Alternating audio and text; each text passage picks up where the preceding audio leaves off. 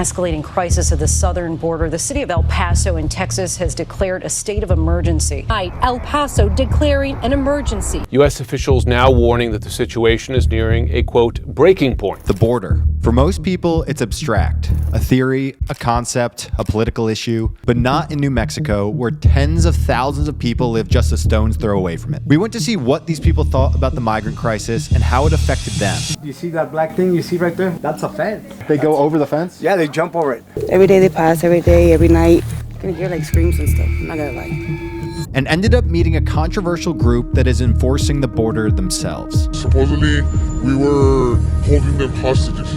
It's not true. Before our trip, a Homeland Security official told us that to understand the area, we needed to see the Anarpa Gap, where Texas, Mexico, and New Mexico meet. Getting there took us along the wall, which cuts through downtown El Paso, Texas.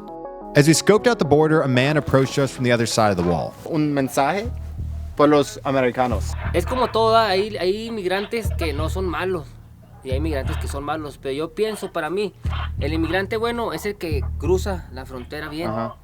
Y el inmigrante malo es el que nos agarra la migra, no llega, no tiene esa oportunidad. Para mí, porque pues lo hacemos a diario. En México, pues para nosotros no es un delito querer cruzar para aquel lado, no es delito, ¿da? No veo por qué temerle tanto al americano, porque el americano nos ayuda mucho. ¿Cómo tú piensas sobre como Trump? Es que es buen presidente, es como López Obrador. Sí. Él mira por su pueblo, él mira por su gente. Ánimo, carnal, porque me están hablando por radio y quieren que me retire el muro. Échale ganas, te voy a seguir por Instagram, ahorita te voy a mandar una solicitud. Soy Pancho, el del muro. Es para que me aceptes y me des un likes. Sí, bueno, bueno. See you later, my friend. The next day, a man would take us back here and show us how he monitors cartel activity himself. What can you see? Two guys on top. They're on the phone. One has binoculars. Are they looking at you? They're about to. We'll get to that later, but first we traveled through the communities along the border. Now quickly, if you're enjoying this video, this is just the second of a series we're doing from New Mexico. We've got some amazing reports coming up, including another installment from the border. Make sure to subscribe so you don't miss it. Like you can see, like literally this is a fence, mountain, Juarez. Residents like Jessica say dozens of migrants come through her property a day. Every day they pass, every day, every night. 4 o'clock in the morning, 5, 6. People are just picking them up. I don't know if you can see over there, but usually like a bunch of backpacks and stuff where they pick them up here. It kind of sucks. We can't even be out here sometimes because you can hear like screams and stuff. I'm not gonna lie. It's At ugly. night mostly? At night, yeah. Most nights? Yeah. When I was younger, 'cause I lived here like I said my whole life. I had a playhouse in the back, and this guy was hiding in there. He was all beat up. His feet were all tore up. You know, I'll never forget what he was wearing. He was wearing America's white jersey, white pants. His feet were all tore the fuck up, and he had a knife. He was all disoriented. Like, what the fuck happened? He's like, oh, well, los coyotes, they brought me over. They jacked me. They took all my money. They took my shoes and gave him water, gave him shoes, and we sent him on their way. He was like, no, call immigration. This has been my first experience in America, and I fucking hate it here. Despite the constant arrival of migrants, she said some people are more scared of the U.S. authorities. The immigrations are fucking assholes, I'm not gonna lie. They come into our home plenty, them, without letting us know. So the Border Patrol comes in your home? Yeah, my mom's actually more afraid of the Border Patrol than the immigration. Than the immigrants, I'm not gonna lie. They're taking care of all these other people, but at the same time, we have no privacy. Jessica made clear that between the constant flow of migrants and the authorities' disrespect, border residents feel alone. It just feels like it's us against everybody else. Jessica also said that none of this is new. When I was younger, people would cross over and they would just throw duffel bags over that fence, just boom, boom, boom. Somebody would drive up, pick them up, and take off. Nearby, Frank told us the same.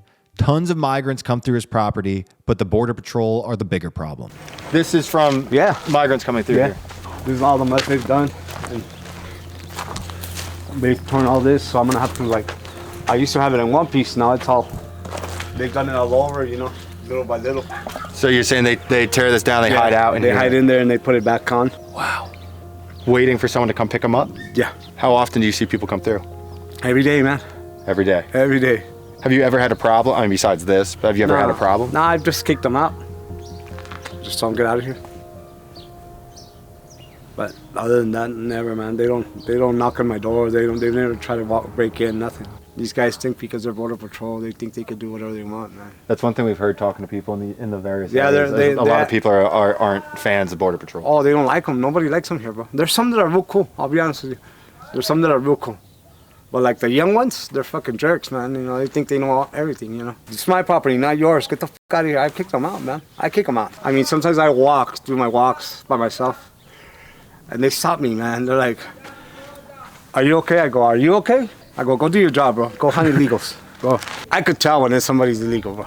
How you gonna ask somebody when you're walking your dog if you're illegal? Stupidest questions, man. Come on. Yeah, motherfucker, I jumped with my dog. What all these people said we needed to understand is that this is the history of the area, where everyone has roots in Mexico, and until just a few decades ago, the border was never enforced. This is a running point, as in... They run through, here's this way, yeah. I guess they cross over the mountain there, right? No, they cross right there. You see that black thing you see right there? That's a fence. They go over the fence? Yeah, they jump over it.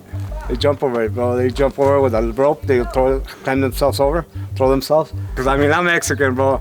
My parents came illegally into this country, you know what I mean? No, I'm not racist or anything, but you don't see no white people or black people, Chinese, working hard in the construction, man, making those buildings. It's all Mexicans. They're always shooting at us when this country was built by us. Spam calls like these used to be the bane of our existence.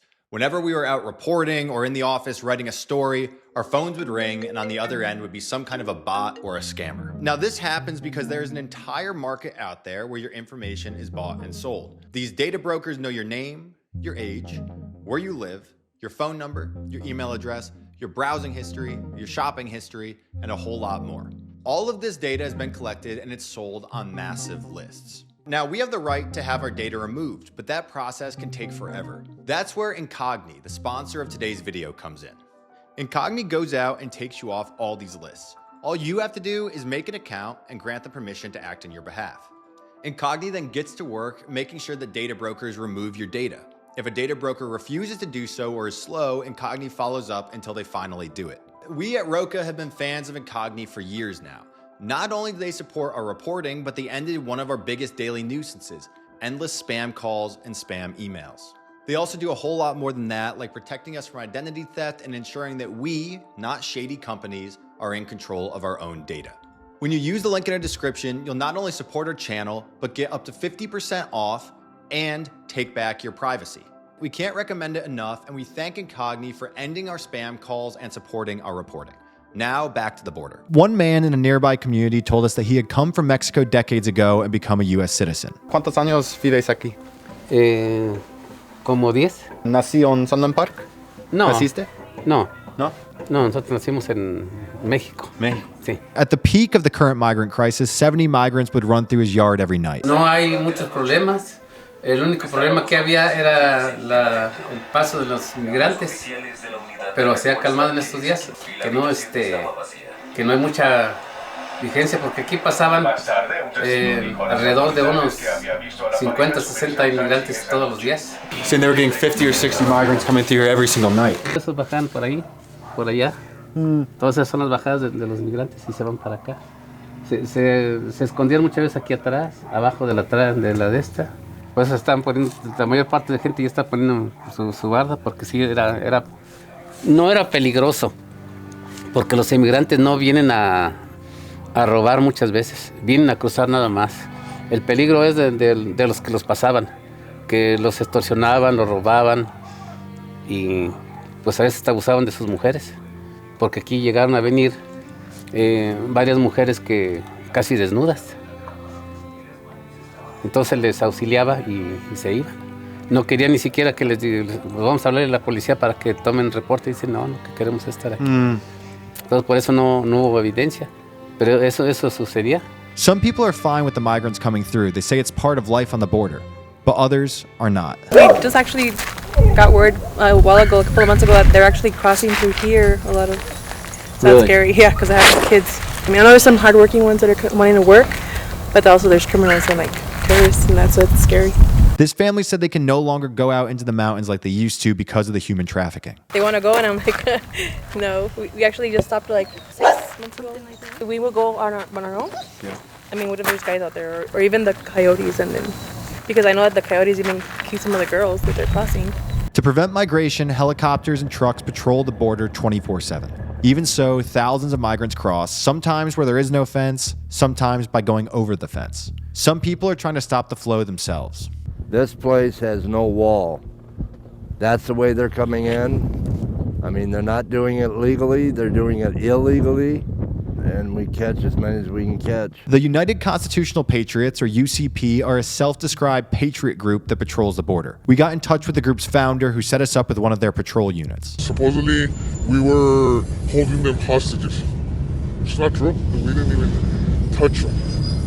We told them stop and sit down, and we called Border Patrol. Now, I'm guessing you guys are armed? It's only for our protection because the little house on top of it right there, they have coyotes armed. That house, they keep an eye out. They were popping shots toward our good friends. You said they put a hit on your friend's truck. What happened? Why? Because he was stopping them and what they were doing. Every time he would show up, they will play a song.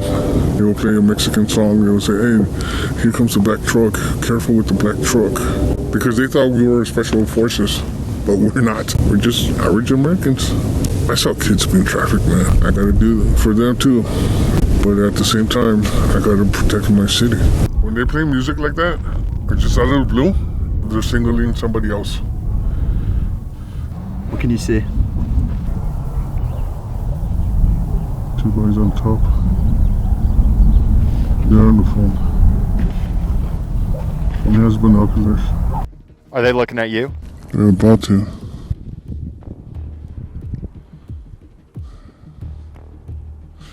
All right, you know what? We need to head out. Yeah, we need to head out. He saw something that freaked him out. We're gonna head out of here and follow him a ways away. Now, what's really scary about this is he said the same gang that's operating there has a large presence here. If they see your face and your license plate, you know, they could track you into El Paso. The reason that we got out of there is because they were on the phone. They had their faces covered, and once you see somebody on their phone, it's because they're texting somebody. Because something felt weird and different.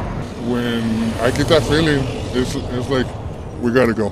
Later in this video, Ghost took us to see the UCP patrol zone at night and meet the man who had a hit put on him. But first, we went to talk to the owner of a restaurant Ghost said is famous as a migrant pass-through point. Where that open section is, they'll cross from there and they'll walk into a restaurant. That thing is famous. It's famous for immigrants. Right here, we've been told, is one of the main points through which migrants come into New Mexico or Texas. Yeah, it's an interesting geography in this area because we have Mount Cristo Rey near us. Ability to kind of disappear within those foothills is pretty easy, and so it's always been quite a migrant crossing. But how has it changed, or has it changed in recent years? Biggest problem has been the smuggling aspect. Typically throughout the years, it's just been 1, 2, 3, or a small family of people trying to get through, and everyone's trying to get through, but very few people are trying to cause problems. But when you introduce the coyote, which is the guy that's picking them up in the car, they're the ones that are causing the problems. How often are we talking about people coming through here? The last 4 or 5 months have slowed down considerably. There's been times that there were kind of hundreds of people a day. Hundreds a day? Yeah. It was, 15, 20 years ago. So immigration's always been here. It's gotten a lot more press, obviously. Now, before we left the area, Ghost took us to see the UCP patrol zone at night. The UCP detains migrants at the border and calls the Border Patrol to come and arrest them. In 2019, they stopped a group of hundreds of them, gaining them national attention and condemnation. Their leader was subsequently jailed, but their efforts continued. Ghost took us to meet another UCP member, Chen. You're the one who got shot at. Mm-hmm. What happened? Pretty much we were ATV, we're at the border wall, to survey and see what happened. Saw a couple illegals trying to run. One had a pistol and just took pop shots, but it landed 2 in my vest. Is it a coyote? They were coyotes that were carrying packages. I'm not sure what kind of packages, but guarantee you they were big old sacks. You've been doing this for about 20 years. Mm-hmm. And why'd you start? Because migrants used to harass my grandmother when we used to live on Zaragoza here in El Paso. So I used to fight them, get into trouble because they say you can't handle a migrant. Well, I didn't know I was a migrant. I was a teenager at the time. And out through my years, I keep seeing them run through the border freeway, almost getting run over. And like, what are you trying to do? Why don't you just go through the regular entry point? A lot of them are criminals, a lot of them are drug dealers. No, we're trying to help the people, and we're trying to keep the community safe.